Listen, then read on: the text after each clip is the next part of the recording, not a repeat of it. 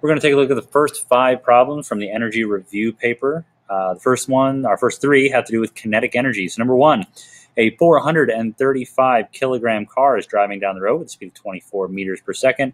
We want to know what is the kinetic energy of the car. So we're going to use our kinetic energy equation, which is kinetic energy equals 1/2 mv squared. We have m, we have v, so we can just easily plug in. Our kinetic energy would then be 1/2 times 435 kilograms times 24 meters per second. Don't forget to square it.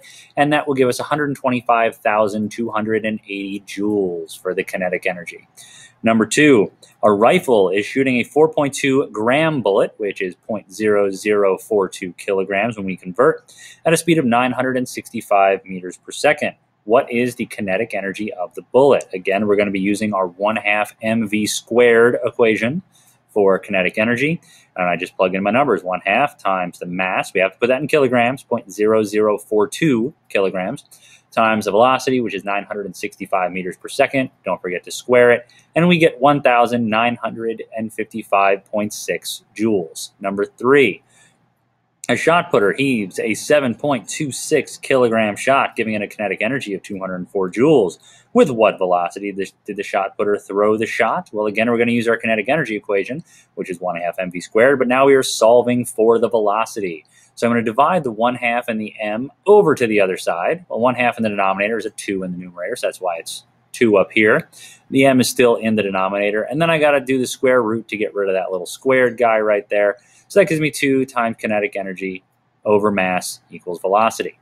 So once I plug in my numbers, I get 2 times 204 joules over 7.26 kilograms. That's going to equal my velocity of 7.5 meters per second. Number 4, now we're in the potential energy section. A 3 kilogram book sits on top of a 3 meter shelf that's above the ground, 3 meters.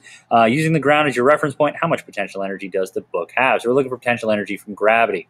The equation for that is mgh. We have m, 3 kilograms. G on Earth is 9.8 meters per second squared, and the height was given at 3 meters. Plug all that into your calculator, and you get a potential energy of 88.2 joules.